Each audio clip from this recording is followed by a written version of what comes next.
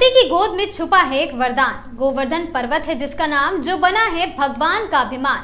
कृष्ण ने उठाया जब उंगली पर पर्वत भारी, तब शुरू हुई गोवर्धन पूजा की यह कथा सारी। नमस्कार, आगाज टाइम्स देख रहे हैं आप। मैं हूं आपके साथ पलक शर्मा।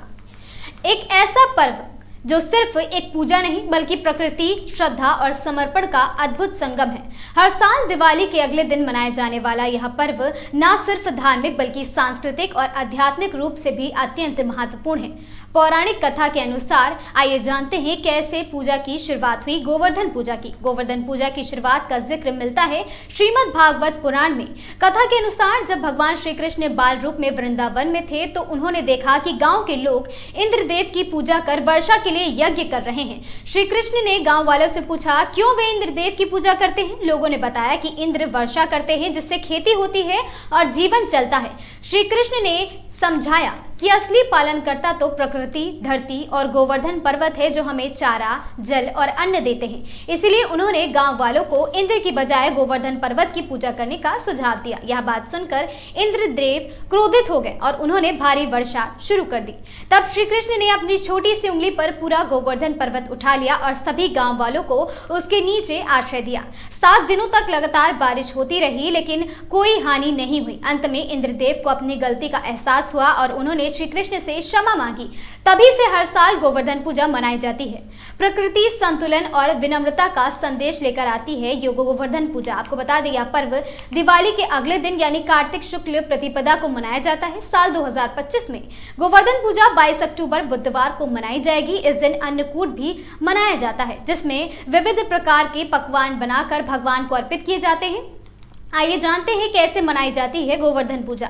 इस दिन लोग सुबह जल्दी उठकर स्नान करते हैं और फिर मिट्टी या गोबर से गोवर्धन पर्वत की आकृति बनाते हैं। इस पर्वत के चारों ओर पेड़, पशु और चरवाहों की आकृति बनाई जाती है। फिर दूध, दही, गन्ना, फूल और दीपक से पूजा की जाती है। लोग गोवर्धन की परिक्रमा भी करते हैं।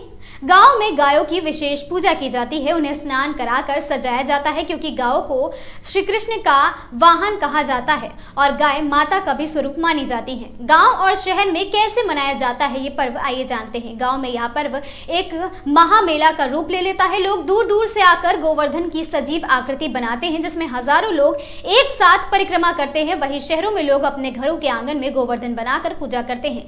मंदिरों में विशेष भजन कीर्तन का प्रसाद वितरण होता है। अन्नकूट महोत्सव के अंतर्गत सैकड़ों प्रकार के भोजन बनाकर भगवान को भोग लगाया जाता है। गोवर्धन पूजा का आध्यात्मिक महत्व क्या होता है, आइए जानते हैं। गोवर्धन पूजा हमें यह सिखाती है कि प्रकृति की परंपरा यह पर्व बताता है कि भगवान वही हैं जो अपने भक्तों की रक्षा करते हैं, चाहे वो इंद्र जैसे शक्तिशाली देवता ही क्यों ना हो। श्री कृष्ण ने यह सिद्ध कर दिया कि सच्चा धर्म वही है जो लोक कल्याण के लिए होता है। आज के समय में जब प्रकृति, दोहन और जलवायु संकट गहराता जा रहा है तो गोवर्धन पूजा हमें प्रकृति की पूजा और संरक्षण की प्रेरणा देती है।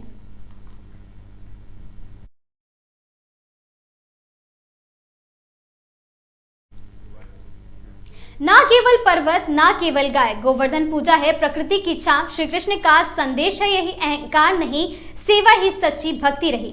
तो आइए इस गोवर्धन पूजा पर हम भी अपने जीवन में संतुलित, विनम्रता और प्रकृति प्रेम को स्थान देते हैं। आप सभी दर्शकों को आगाज टाइम्स के पूरे परिवार की ओर से गोवर्धन पूजा की हार्दिक बधाई एवं शुभकामनाएं। मैं थी आपके साथ पलक शर्मा। देखते रहें आगाज टाइम्स।